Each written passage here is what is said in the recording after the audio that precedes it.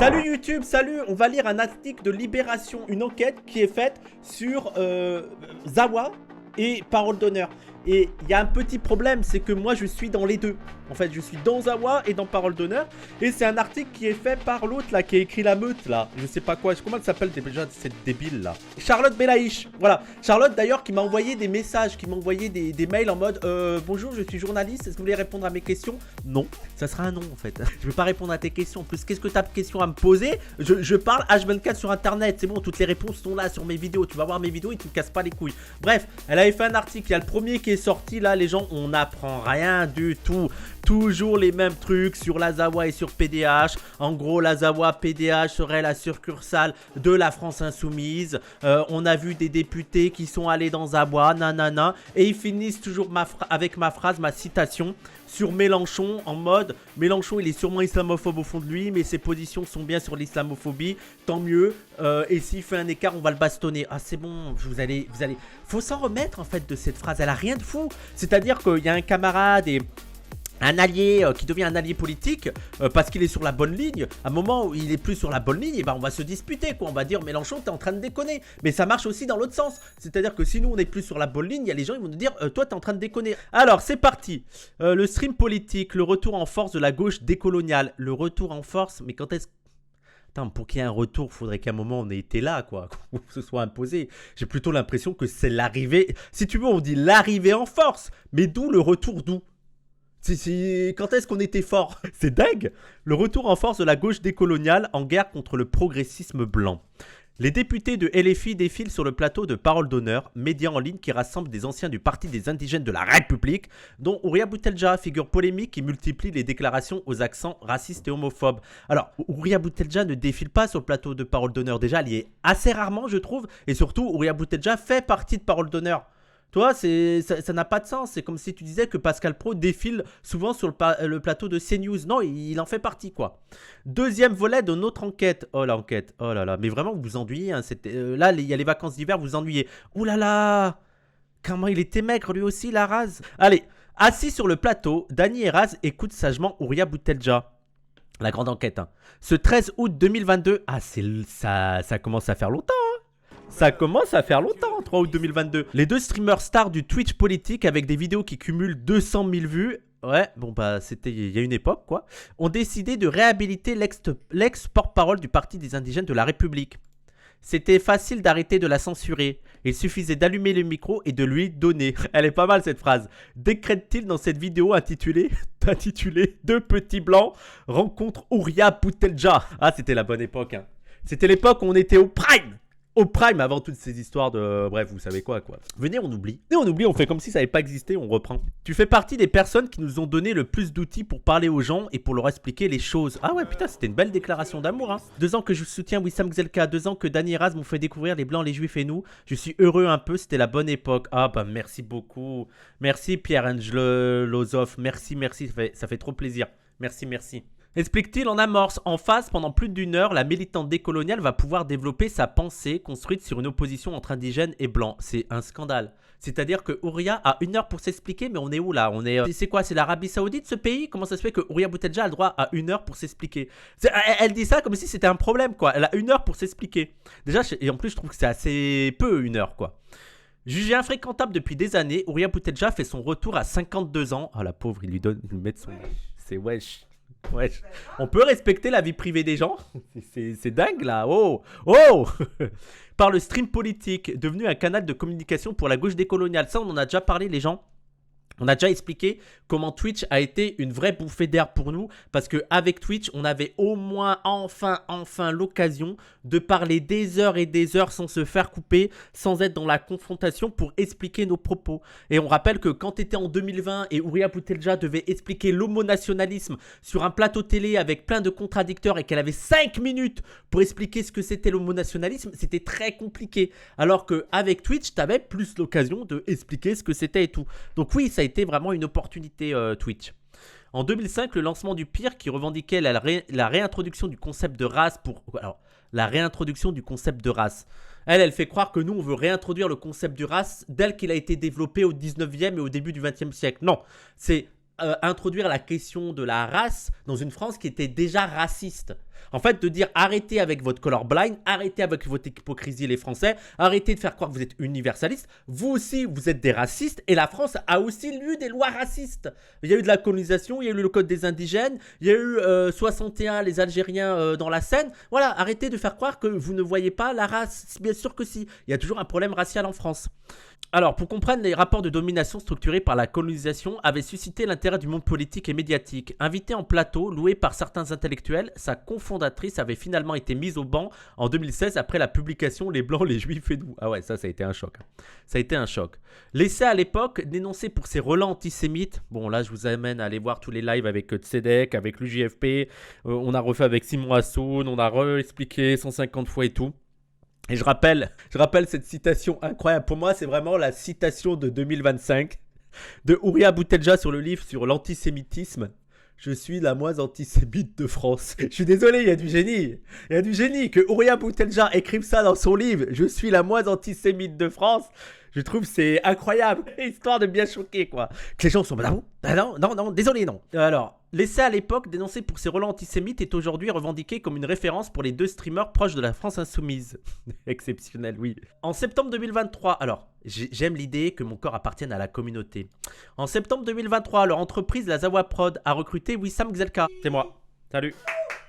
Vous vous rappelez qui était là pour le stream qui a disparu? Qui était là? C'était incroyable ce stream. C'était peut-être mon meilleur stream où j'avais fait genre les recrues et tout et que j'avais oublié d'enregistrer. Putain, j'étais dégoûté. J'ai dû le refaire le lendemain et tout. Mais ah là là là là, j'étais dégoûté. Il était trop bien. C'était la bonne époque. Hein. Vraiment, je suis un peu nostalgique. On était heureux. On était heureux à l'époque. Il y avait Dany qui était venu là installer tout le PC et tout. Ah putain. Putain, j'ai un peu de nostalgie là, il me manque, faut que je le rappelle. Non, mais en vrai, il me manque. Un militant décolonial engage également chroniqueur de Parole d'honneur, un média en ligne qui rassemble les anciens du pire, dont Boutelja. Lancé en 2017, leur chaîne YouTube cumule près de 100 000 abonnés. Bah ça y est, Parole d'honneur a dépassé les 100 000 abonnés. Ça y est, il y a plus de 100 000 abonnés sur la chaîne de Parole d'honneur. Donc merci à tous, merci pour le soutien et tout, ça fait plaisir. Maintenant, si vous pouviez faire pareil avec cette petite chaîne. Objectif 2026, 200 000 abonnés. Ok? Alors on en est où là? Objectif, bon bah toujours 39 000. Mais on va y arriver. On va y arriver, je recharge, ouais, je vais recharger. Est-ce qu'on est à 200 000? Moi, je veux 40 000 avant 2026, mais je pense que ça va être très compliqué. Les gens, je rappelle, partagez ça à vos amis, à votre famille, à vos frères et sœurs. Dites-leur juste, abonne-toi et pose pas de questions. Abonne-toi et pose pas de questions, je veux juste dépasser les 40 000 avant 2026. Ça serait sympa. 200 000 en 2026. Mais là, avant 2026, je veux 40 000. Voilà. Même les prisonniers ont le droit à la visite, appelle-le. Plusieurs fois par semaine, les chroniqueurs de PDH et leurs invités commentent l'actualité politique, en faisant attendre la voix des quartiers et de l'immigration postcoloniale, explique-t-il. Bon, c'est la citation qu'on a depuis 2027, faudrait qu'on la change peut-être un petit peu, hein, mais c'est la citation qu'on a sur la chaîne YouTube, quoi. Dans les faits, pendant des heures, il développe en plateau une vision racialiste aux accents homophobes et antisémites. Oui, bon... Il n'y a pas besoin de revenir là-dessus. Hein. Voilà, je vais pas expliquer pourquoi c'est n'importe quoi. Le 24 septembre, l'émission est par exemple consacrée à la polémique suscitée par un texte lu par Boutelja aux universités d'été QG décoloniales. Les musulmans mettent la pression, récitait-elle. Quand je vivais dans mon quartier, on était tous sous contrôle, garçons et filles. Même si le niveau de contrôle sur les filles était supérieur. On traquait les traîtres. La pratique de l'islam était un critère de jugement pour savoir à qui on appartenait. Plutôt à la France ou plutôt à la communauté. Et de poursuivre, j'aime beaucoup l'idée que mon corps appartienne à ma communauté. Car s'il m'appartenait, il serait fort à parier que je l'aurais donné à l'état racial intégral, c'est-à-dire fondamentalement raciste. C'est ouf qu'ils n'arrivent pas à comprendre cette phrase, quoi. C'est dingue. Déjà, moi, il y a tout ça. Il devrait être content parce qu'elle a une vision objective sur, effectivement, il y a de la pression dans les quartiers. Effectivement, l'islam joue un rôle important dans... Et encore, l'islam, ouais, les gens... C'est-à-dire que dans les quartiers, l'islam, ça se limite quand même à tu manges pas de porc, quoi. La limite, c'est ça, c'est tu manges pas de porc. Il n'y a pas non plus une surveillance pour que tu sois un musulman vraiment pratiquant. Va faire tes prières, va faire ci, va faire ça. Mais tu as juste un truc en mode respecte un minimum l'islam et notamment ne mange pas de porc, quoi. Voilà. Mais par contre, tu peux boire, hein. Il n'y a pas de souci, hein. Dire le nombre de gars là qui boivent dans leur voiture et tout, il n'y a pas de souci, quoi. Mais il y a quand même le truc de, voilà, il y a une sorte de surveillance par rapport à ça, de qui est le traître, qui est pas le traître, par rapport à cette image de l'islam ou si t'es pas islam. Et surtout, cette phrase-là, j'aime beaucoup l'idée que mon corps appartienne à ma communauté, car s'il m'appartenait, il est fort à parier que je l'aurais donné à l'état racial intégral. Je veux dire, c'est vraiment une autocritique de Houria Boutelja en mode, mais si j'étais livré à moi-même, si j'étais pas attaché à ma famille, si j'étais pas attaché à mon quartier, si j'avais pas ces affects-là, ces attaches à l'endroit d'où je viens et aux luttes qu'ils sont en train de mener et aux problèmes qu'ils rencontrent, et donc si j'étais pas attaché à cet environnement dans lequel je partage les souffrances, les douleurs, si je me considérais comme un individu libre de toute attache, de tout ancrage et tout, bah, je serais juste une connasse qui penserait qu'à moi-même et qui rejoindrait le racisme d'État, quoi. C'est tout, voilà. Qui chercherait à adhérer à la doctrine libérale de la méritocratie. Et moi, je vais gagner parce que je suis la meilleure. Voilà, bref, voilà. Et je vois pas ce qu'il y a de dingue dans cette citation. Hein. Bref. Oui, c'est hyper clair. Hein. C'est-à-dire fondamentalement raciste. Sur le plateau de PDH, tout le monde... Ah d'ailleurs, le débat là, juste petite parenthèse, le débat avec Sophie Legrain, c'est ça. Et comment il s'appelle l'autre là, Carlos Bilongo. Oh là là. Est-ce qu'on peut juste dire que, ok, la réponse de Sarah Legrain, elle était un petit peu déplacée sur la fin. Tu vois, je veux dire, ok, c'est vrai qu'il y a un ton un peu, on va l'y aider. C'est vrai que je pense qu'elle n'a pas fait gaffe, mais le ton peut paraître un peu civilisateur. Mais c'est bon, il n'y a pas besoin d'en faire des polémiques pendant 15 ans, quoi. Je veux dire, la phrase de Carlos Bilongo, elle était nulle à chier aussi. Il suffit de dire, Carlos Bilongo, ta phrase pue la merde, fais gaffe, t'es quand même un député France Insoumise, travaille un petit peu, forme-toi hein, sur ces questions et fin de l'histoire. J'en peux plus des débats et des débats sur ce sujet-là. Les gens sont en train de s'affronter alors qu'on s'en bat les couilles. Il a fait une connerie, voilà, on dit que t'as fait une connerie. Sarah Legrain, elle a dit un truc un petit peu, t'es en mode, bon, Sarah Legrain, je comprends ce que tu veux dire, juste fais attention à ta formulation. Voilà. Allez, fin de l'histoire. Allez, fin de l'histoire. On passe à autre chose. C'est bon, moi, ça me casse les couilles. Vraiment, il y a des polémiques comme ça me casse les couilles. Alors, sur le plateau de PDH, tout le monde opine. Au nom de la lutte pour l'émancipation, la gauche veut détruire la communauté, déplore un chroniqueur. Le projet proposé par la modernité est alléchant, faut pas se mentir. Les musulmans 2.0 ont tellement adhéré à ce projet individuel qu'ils en font une question individuelle alors que l'islam individuel n'existe pas. Ils veulent dénaturer l'islam. Bon, donc, pour l'instant, je vois pas... Faut m'expliquer, en fait, tu fais tes citations, explique-moi ce qu'il y a de grave là-dedans, quoi. Oui, l'islam individuel n'existe pas, mais toute religion individuelle n'existe pas. D'ailleurs, dans le terme religion, il y a relié en fait. Religare. Je fais du latin comme si j'étais italien, il n'y a pas de souci. Hein. Mais la religion est une chose publique. Pas qu'elle doit forcément s'imposer sur l'espace public, mais c'est quelque chose que tu vis en communauté, la religion. Hein, c'est pas chacun dans son coin et on s'entrecoupe. Non, il y a un esprit communautaire, la Oumma, mais c'est pareil dans le christianisme et c'est pareil dans le judaïsme, quoi. Merci Kinou, merci.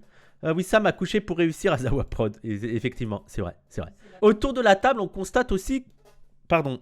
Elle est incroyablement pitoyable, cette journaliste. Non, mais c'est nul pour l'instant. Les citations sont pas ouf, quoi.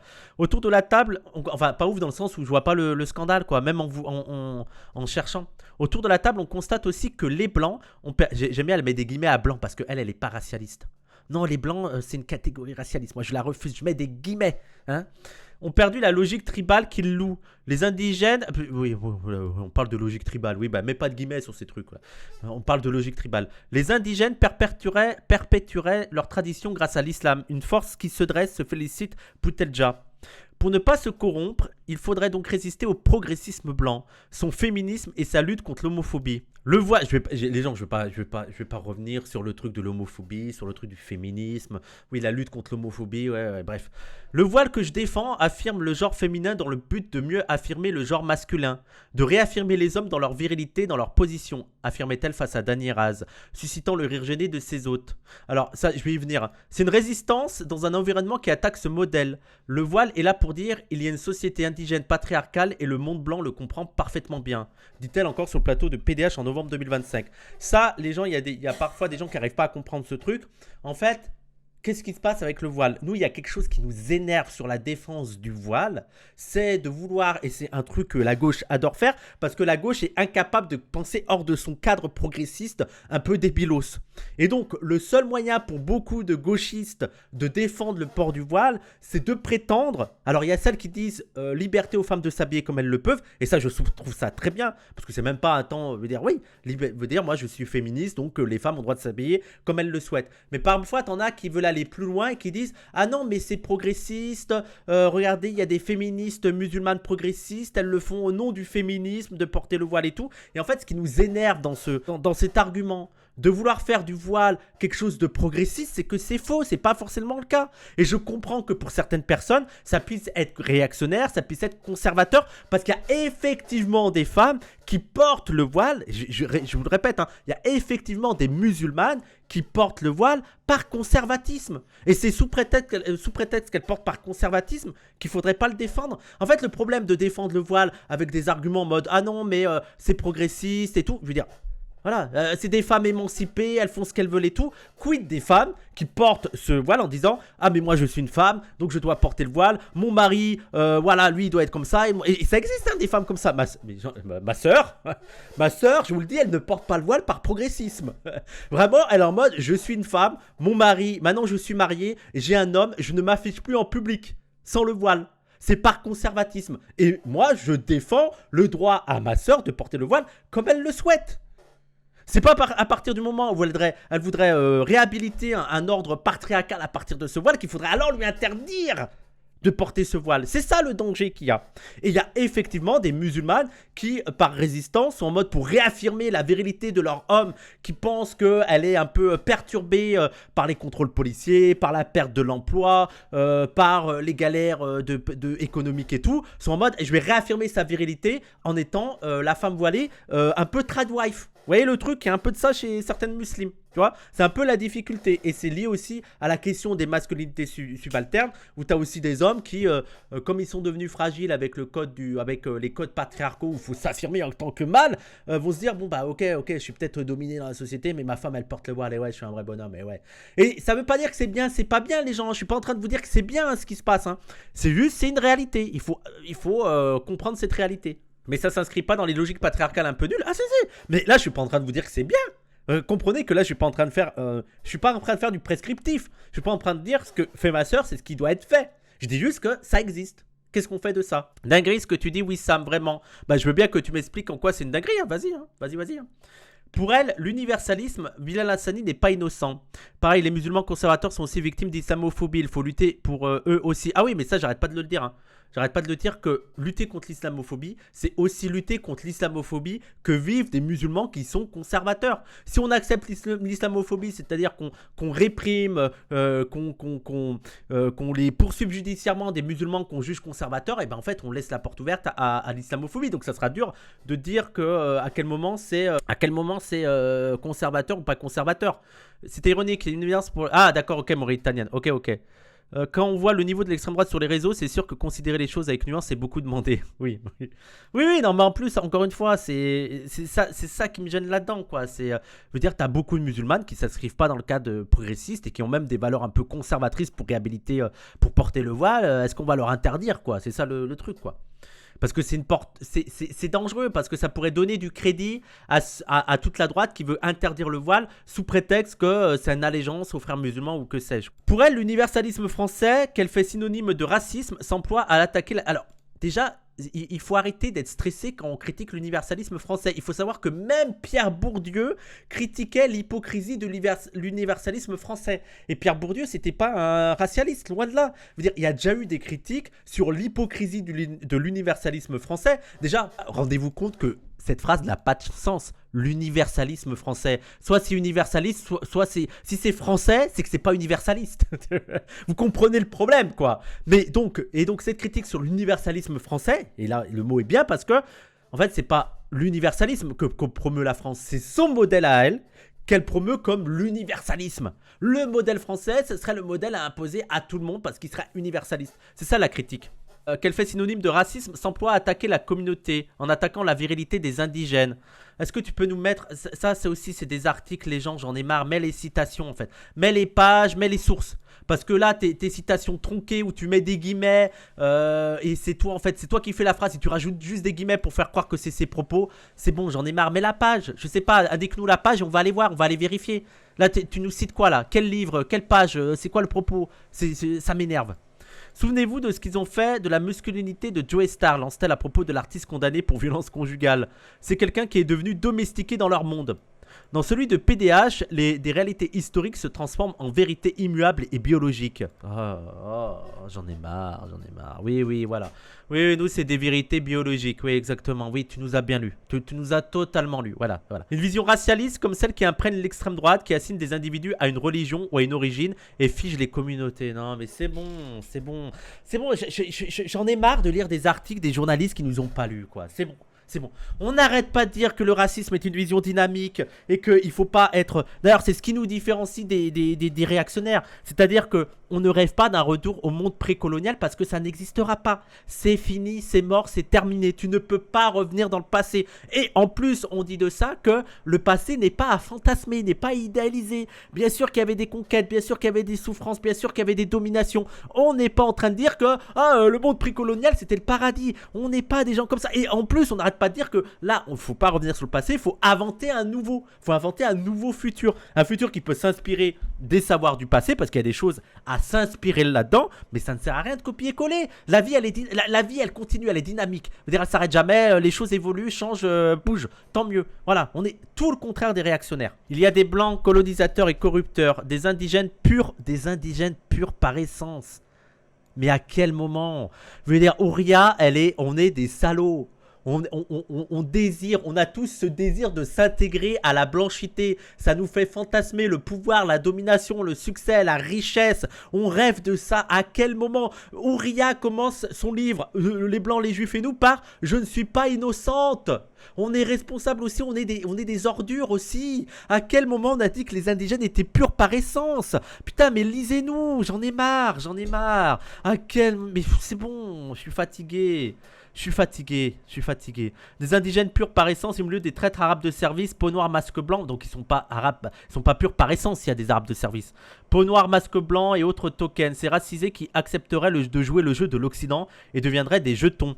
Ainsi, Bilal Hassani, chanteur français d'origine marocaine devenu une figure LGBT, n'est pas innocent dans ce qu'il fait, affirme Boutelja dans une émission consacrée aux sexualités barbares diffusée en novembre. Alors, j'ai pas vu toute la discussion autour de ça. J'ai pas encore regardé l'émission sur les questions LGBT, donc je sais pas de quoi il était sujet sur Bilal Hassani, mais moi ce que je sais de Bilal Hassani, c'est que pour nous c'était insupportable. Il y a un moment où on était très anti Bilal Hassani, c'était pour l'Eurovision. Et on rappelle où a été l'Eurovision quand il y a eu Bilal Hassani. Et je rappelle, on était très seuls à le critiquer. Hein. Je me rappelle que même je m'étais un peu embrouillé avec Dany Raz parce qu'il le défendait en mode ouais mais la représentation et tout. Ouais, mais c'était l'Eurovision en Israël. Voilà, représenter la France. Alors déjà, on n'imagine pas Médine représenter la France, hein, déjà d'une. Mais l'Eurovision en Israël, parce qu'au-delà de ça, vraiment, Bilal Hassani, moi, j'ai pas de problème, quoi. Je pense même que c'est quelqu'un que tu peux convaincre politiquement, idéologiquement. Je comprends que quand t'as galéré à avoir du succès, t'as du succès comme ça, c'est difficile à dire non. Mais il aurait fallu dire non à l'Eurovision en Israël. Hein. Pour moi, c'était une folie d'avoir accepté ça. Hein. Mais sinon, fondamentalement, j'ai pas vraiment d'amertume avec Bilal Hassani. Par contre, ce choix, non. Il fait sa vie, il fait ce qu'il veut. Bah, il fait ce qu'il veut. Par contre, faire l'Eurovision en Israël, j'ai aussi le droit de le critiquer, vagabonde. Là, je vais pas interdire à Bilal Hassani d'aller faire l'Eurovision en Israël, mais j'ai quand même le droit de dire que c'est abusé d'aller faire l'Eurovision pour représenter la France en Israël. Le minimum, c'était de le boycotter, cette Eurovision en Israël.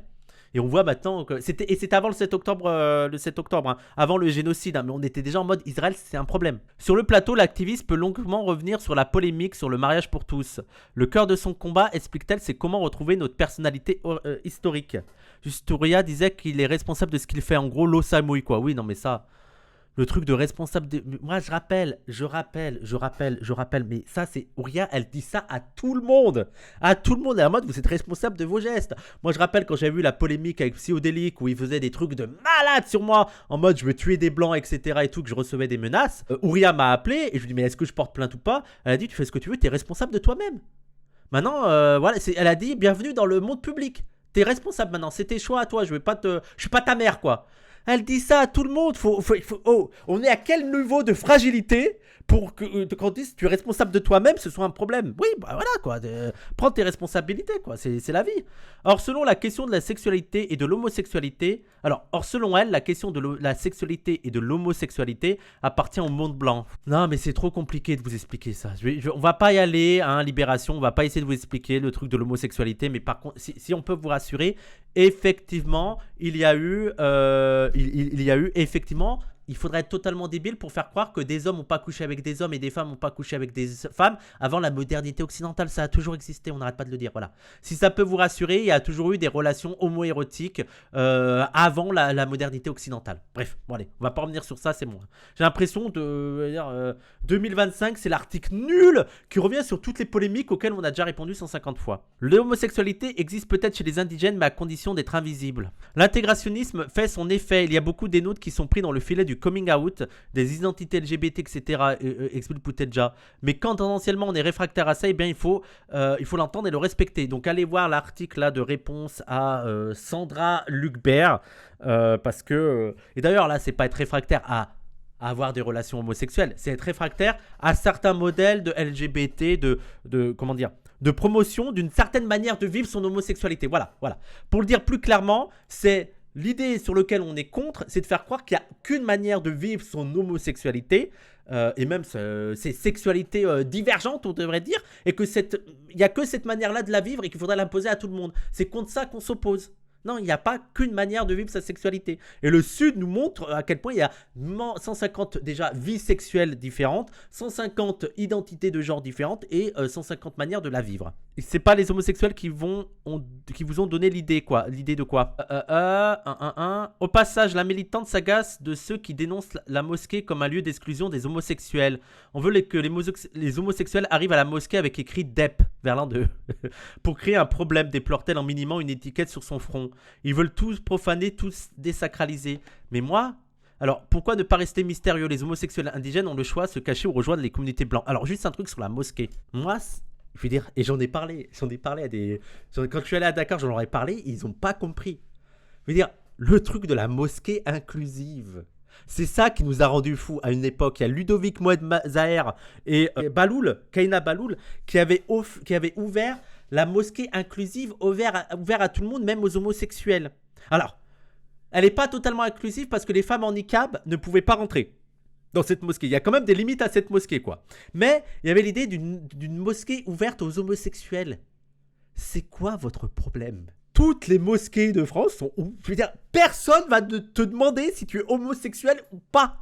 Tu viens dans la mosquée, tu pries, tu pars. C'est déjà inclusif la mosquée. Mais ça n'a pas de sens de venir dans la mosquée et dire « je suis homosexuel, je peux prier. » Non, en fait, on s'en bat les couilles de ta vie sexuelle. C'est toi et Dieu, c'est ton rapport entre toi et Dieu. Cette question de la mosquée inclusive n'a pas de sens. Personne, absolument personne, va vérifier ton identité quand tu rentres dans la mosquée. Vous savez que vous pouvez même rentrer dans la mosquée en n'étant pas musulman et en priant, en faisant croire que vous êtes musulman alors que vous ne l'êtes pas. Pourquoi? Parce que tout le monde s'en fout. Tu viens, tu fais ta prière et tu pars. Tout le monde s'en bat les couilles. Tu sais pas c'est quoi les problèmes du gars à ta droite, tu sais pas c'est quoi les problèmes du gars à ta gauche. Tu viens prier, tu viens te livrer à Dieu, tu viens avoir un moment de recueillement et tu rentres chez toi. C'est inclusif de fou, tout le monde peut rentrer. Voilà. Ce truc de mosquée inclusive, ça m'a rendu fou. Ouais, après ils diront que c'est la gauche qui fait du communautarisme alors que c'est eux qui fantasment et même qui créent des tensions. Non, mais même en islam, si quelqu'un te dit qu'il est mus, tu dois le croire sur parole. Mais oui, mais t'as rien à dire. Tu n'as rien à dire. Voilà, le bon soupçon. Il vient, il prie, il part. Et j'ai jamais vu les gens, j'ai jamais vu dans une mosquée, hein, j'ai jamais vu, ça fait 5-6 ans que j'y vais souvent le vendredi. J'ai jamais vu quelqu'un avoir un questionnaire en mode comment ça se fait que t'es là. Vraiment, je crois que l'endroit où les gens se foutent le plus de savoir ce que tu fais dans ta vie, c'est la mosquée. C'est tu viens, tu pries, tu pars. On est tous là pour laver nos péchés, pour parler à Dieu, pour avoir un moment de recueillement. C'est bon. Moi, ça me rend fou, ça. Ça me rend fou, ce truc. Une fois, je voulais rentrer en boîte gay. Le videur m'a demandé si j'avais la carte, genre le certificat. Bref, je sais pas pourquoi ça m'a fait penser au mec qui avait twerké dans une église. Moi, j'ai un peu du mal avec ça. Après, mais bon, bref. Merci Kinou, merci. Mais ça ne justifie pas le harcèlement qu'il a eu. Hein. Moi, je suis en mode frère, qu'est-ce que tu fais? Mais il faut pas. Ça justifie pas de s'en prendre à lui. Je suis juste en mode c'est ridicule, quoi. Mais bon, mais bref. Dans un texte, elle écrivait déjà à propos de ceux qui font le choix de se rendre visibles, qu'ils assument jusqu'au bout ce qu'ils savent au fond d'eux-mêmes, un terrain miné et corrupteur dont ils ne s'en tireront pas indemnes. Ça, on a expliqué 150 fois, j'en ai marre. J'en ai marre, je n'en peux plus. Et encore une fois, je vais vous dire ma tech sur l'homophobie dans les banlieues. Je vais vous dire ma tech parce que j'en ai marre qu'on s'en prenne à PDH et tout. Partons même du principe que PDH est homophobe. Allez, partons du principe que PDH est homophobe.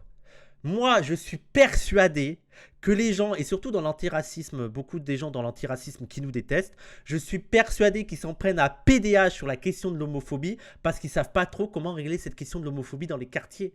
Et que le moyen de faire croire qu'ils agissent sur l'homophobie dans les quartiers, c'est de s'attaquer à PDH. Mais je vais répéter une chose, on n'a pas d'influence. L'homophobie dans les quartiers, elle n'est pas due à Parole d'Honneur. C'est pas à cause de nous qu'il y a de l'homophobie dans les quartiers. Ce que je veux dire, c'est que même si Parole d'Honneur était à fond LGBT comme vous le souhaiteriez, il y aurait toujours de l'homophobie dans les quartiers. Vous n'auriez pas réglé le souci, vous n'auriez pas réglé la question. Et en fait, comme vous ne savez pas trop comment y prendre, vous ne savez pas trop comment le faire, parce qu'on peut vite tomber dans des trucs un peu racistes et civilisationnels dans la lutte sur l'homophobie dans les quartiers, le seul moyen de faire quoi que vous agissez, c'est de s'attaquer à nous, comme si on a vraiment une influence sur ça. Eh les gars, vous voulez lutter contre l'homophobie dans les quartiers, allez-y, je vous regarde. Et je crois pas que ça soit en faisant des prides que ça règle la question, mais je vous regarde, y a pas de souci. Ah moi ça me saoule, c'est bon, on peut arrêter de parler de PDH et l'homophobie, genre comme si on était responsable d'homophobie dans les quartiers. Non, c'est pas nous, désolé.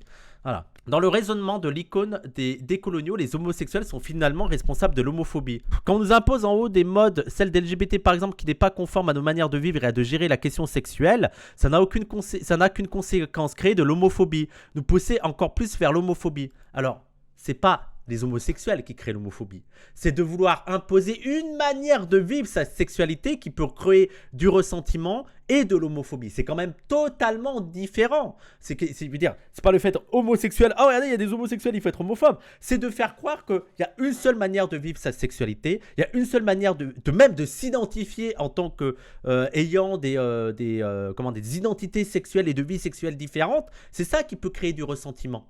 Et d'ailleurs, moi, là, j'étais à Dakar il y a 2 semaines et il faut pas parler de LGBT, hein.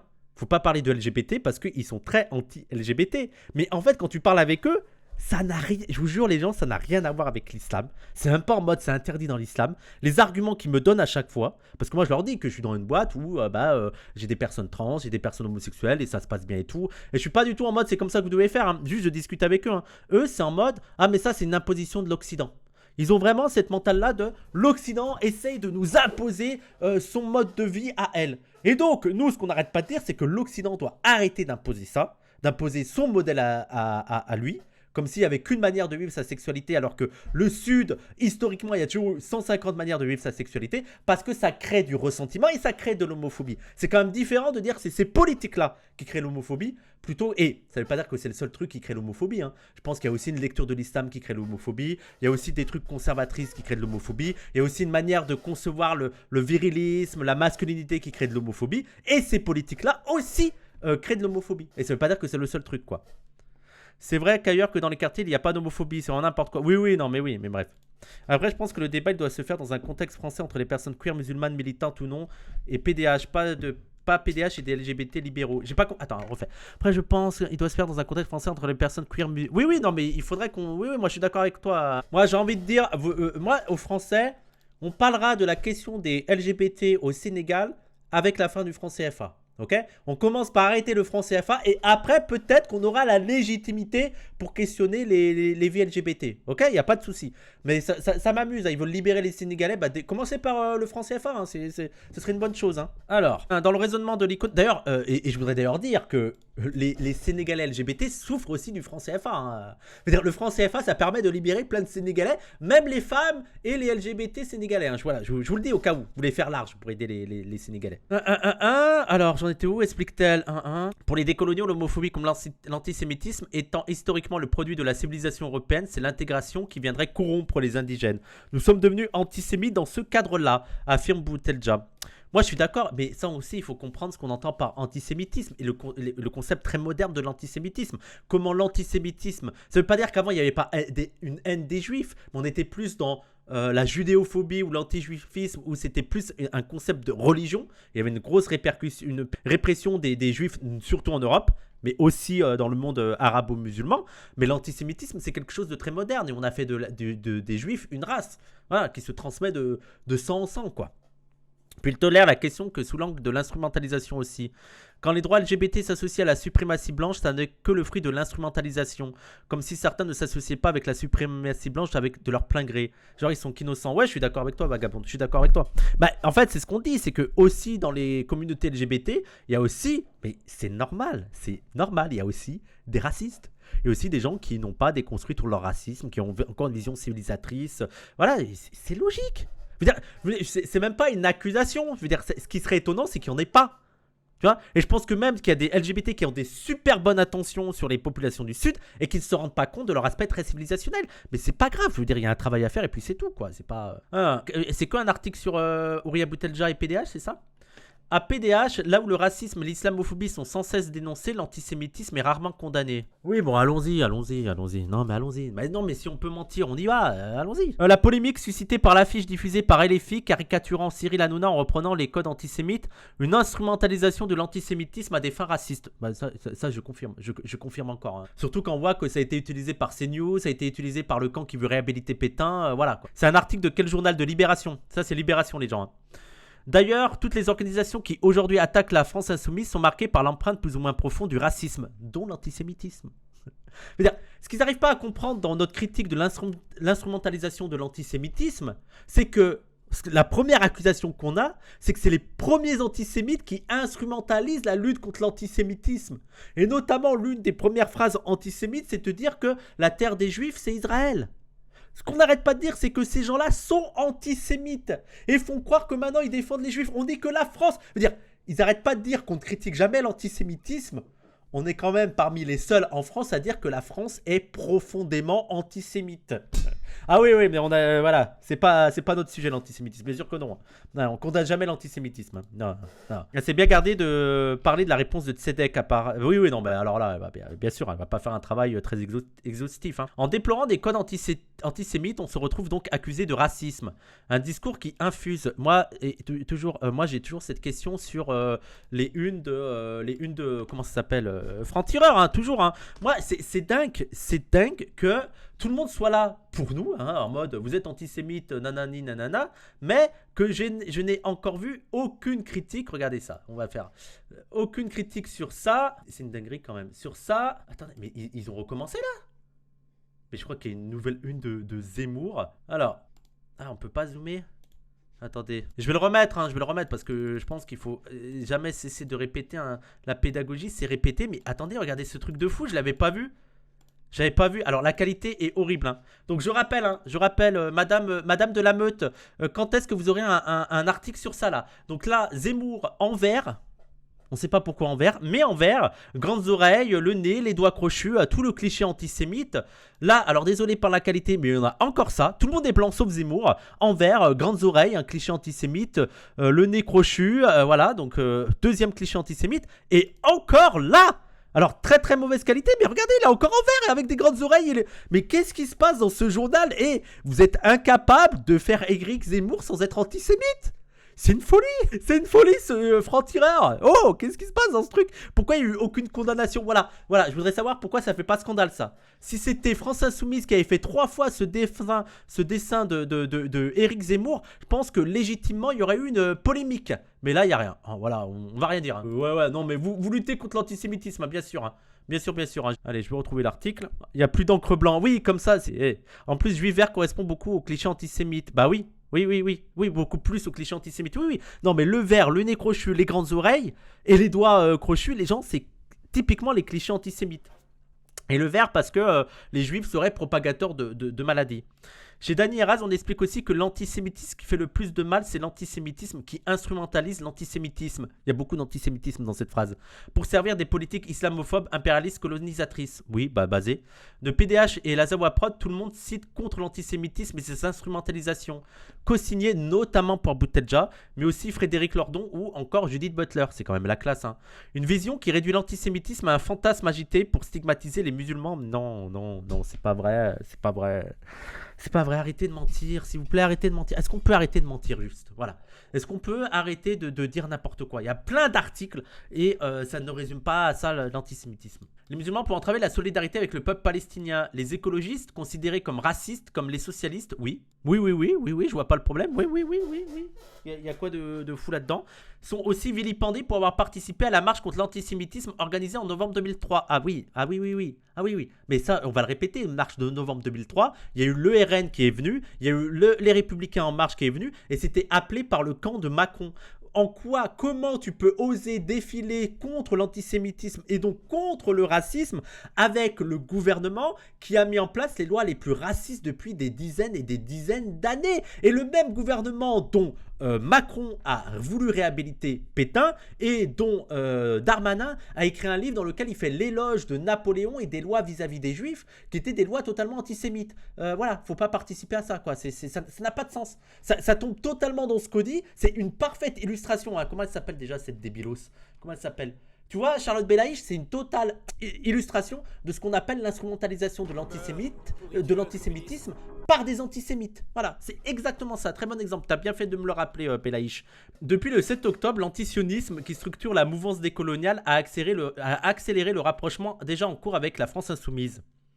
Longtemps perçu comme l'incarnation de la gauche républicaine, donc raciste, Jean-Luc Mélenchon est aujourd'hui considéré comme un butin de guerre. Ah mais ça aussi, ça fait 3 ans. Et il faut, les gens, le stream, tu sais, c'est dans le même stream que j'ai eu la citation, on va le bastonner Mélenchon. 3-4 ans qui nous la ressortent. Et c'est bon.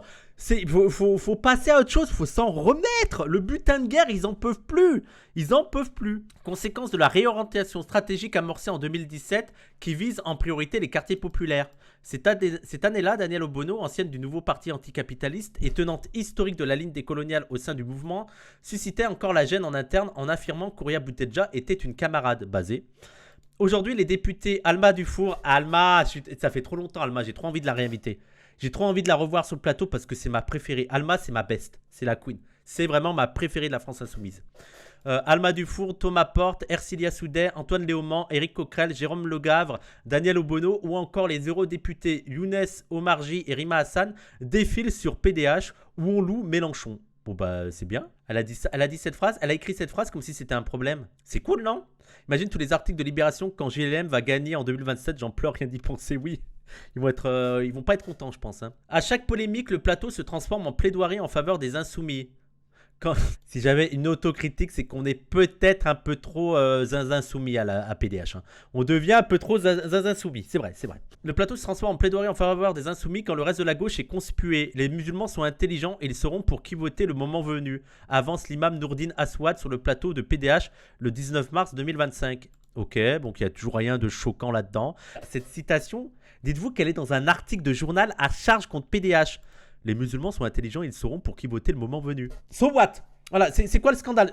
Qu'est-ce que je dois... Voilà, explique-moi en quoi je dois m'énerver là. Transparente, Ouria Boutedja revendique cette alliance stratégique avec la gauche blanche, à condition de ne pas leur demander d'adhérer au progressisme blanc. Nous, on veut rester barbares, affirme-t-elle. En échange de le soutien, les décoloniaux entendent peser sur la ligne. En février 2022, dans la mission en ligne Mizan TV... Oh non! Ah mais encore ce débat avec Elias, mais ça aussi, il faut s'en remettre. 3 ans! Même, ça va bientôt faire 4 ans ce débat. En plus, il n'y a rien de fou. Allez voir le débat que j'ai fait avec Elias Dimzalen. Et moi, j'appelais à voter pour Mélenchon en 2022. Alors que Elias Dimzalen, il était contre le vote de Mélenchon. Donc moi, j'étais plus en mode, mais si, arrête frère. Même pour lutter contre l'islamophobie, il faut voter pour Mélenchon. Et ils s'en remettent pas aussi. Consacré à l'islam et au monde musulman, le chroniqueur Wissam Gzelka appelait ainsi à radicaliser de jour en jour les potentiels alliés des minorités. Ok. En gros, radicaliser la France insoumise sur l'antiracisme, sur le féminisme, sur la lutte contre l'homophobie. Quel est le problème? Quel est le problème de radicaliser la France insoumise? Voilà, moi, Charlotte Belaïch, moi j'ai une question pour vous, madame la journaliste. Quel est le problème à appeler la France insoumise à se radicaliser sur la lutte antiraciste? Voilà, c'est un problème pour vous? Je comprends pas. Genre, mais elle a bien mis radicaliser, hein, de jour en jour. Voilà, radicaliser... Alors là, il y a un grand espace. De jour en jour. Et là, les potentiels alliés. Mais bon, moi, je suis la radicalisé, ça fait un peu bizarre. Hein. La ligne décoloniale n'infuse pas dans l'électorat, mais chez les militants, analyse le chercheur Damien Severo, docteur en sciences politiques. Avec le discours décolonial, Mélenchon a trouvé de quoi... Ah putain, oui, il y a un gars qui m'a... Il y a un gars là, il m'a envoyé plein de messages sur Instagram et tout pour des questions pour sa thèse, je crois, ou son mémoire. Renvoie-moi un message s'il te plaît si tu m'écoutes. Je suis désolé, je t'ai pas répondu. Renvoie-moi un message, ça doit être horrible, le pauvre. Le pauvre, ça doit être trop stressant de ne pas avoir de réponse. Envoie-moi un message parce que je vais te répondre.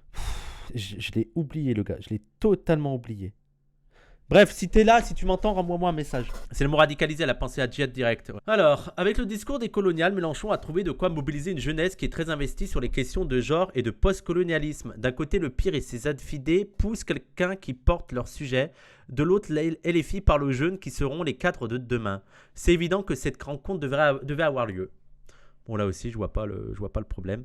Le vote musulman vers Mélenchon, ça les terrifie vraiment. On sent que c'est ça le nœud de leur angoisse profonde. Ils se disent, leur strat peut marcher. Et ils ont raison. Ouais. Oui, non, mais tu vois que c'est ce qui les inquiète. Et tu vois que ça les inquiète parce qu'ils ont tous les clichés totalement racistes sur les musulmans, hein. Genre les antisémites, sexistes, homophobes. C'est ça que veut convaincre la France insoumise. Bravo.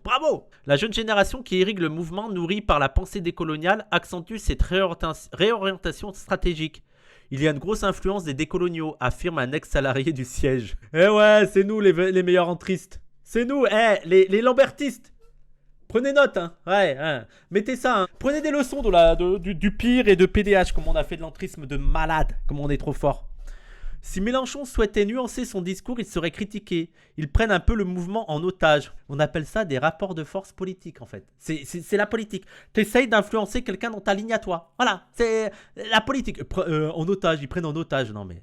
C'est le paradoxe du mouvementisme de LFI. Ils sont à l'origine de ce mouvement et en même temps, ils en sont prisonniers. Analyse un acteur du Twitch politique. Oula, c'est qui ?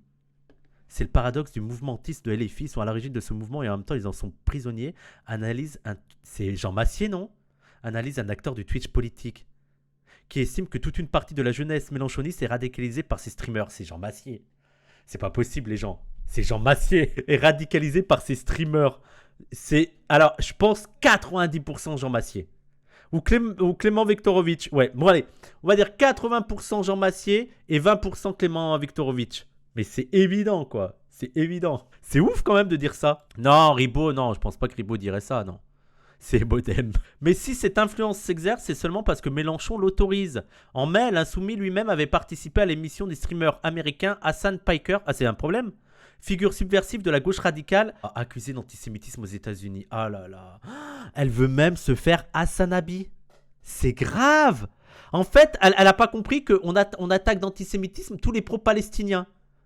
C'est grave, le niveau. Et Charlotte Belaïch qui est en mode même se mettre à côté de la plus grande figure de la gauche radicale internet des États-Unis, dit que c'est un problème de se mettre à côté de cette personne. Elle est en mode Mélenchon n'aurait pas dû aller voir ce streamer, il a été accusé d'antisémitisme. Oui, parce qu'il est pro-pal. Voilà, ouais, elle a plus de limite. Non, mais le niveau. Oui, bah s'il est accusé, c'est qu'il l'est, hein, c'est tout. Hein. Et bah moi, Charlotte Belaïch, vous êtes islamophobe. Voilà, allez, c'est bon. Donc maintenant, à chaque article, vous mettez celle qui a été accusée d'islamophobie. Hein. Voilà. Ce n'est plus seulement un dialogue intellectuel, c'est le même espace politique, estime un conseiller de François Ruffin. Tout est allé très vite car les dirigeants eux-mêmes ont fait sauter toutes les digues idéologiques. On dirait qu'il parle d'un rapprochement avec l'extrême droite. Non mais attendez, on est d'accord que ça c'est une phrase, tout est allé très vite car les dirigeants eux-mêmes ont fait sauter toutes les digues idéologiques. C'est une phrase que tu dis quand tu parles des rapprochements avec l'extrême droite. Waouh. Bon bah voilà quoi. Oui, les insoumis m'insultent de sionistes. Ouais. Bon bah article de merde hein. Article de merde, on n'a rien appris, mais bon, au moins, comme ça, on l'a lu ensemble, quoi. Voilà. Bon, Charlotte Belaïch, il y a combien de suites à ton enquête, là? Parce que là, c'est vraiment une enquête de merde, quoi. On n'apprend rien, c'est toujours les mêmes critiques, toujours les mêmes trucs. C'est quoi, l'article 3, ça va être sur les VSS, c'est ça? On va aller sur ça, on va aller au moins sur un truc un peu croustillant. Parce que ça, c'est bon, on a l'habitude, quoi. On sait comment faire, on sait comment se défendre, quoi. Voilà, il n'y a rien qui nous inquiète dans ces trucs. Moi, on parle de nous. Eh ben, écoutez, les gens, c'était un bon article de merde. Vive PDH et vive la Zawa. Et regardez-nous, hein, plutôt que lire Libé, hein. N'achetez pas Libé, surtout, hein. Ne lisez pas Libé, c'est de la grosse merde. J'ai envie de dire, au pire, lisez Valeurs Actuelles ou Frontières, au moins on se marre. Je valide cette take. Comme dit Mélenchon, volez-le. C'est pas moi, c'est Mélenchon qui l'a dit. C'est Mélenchon.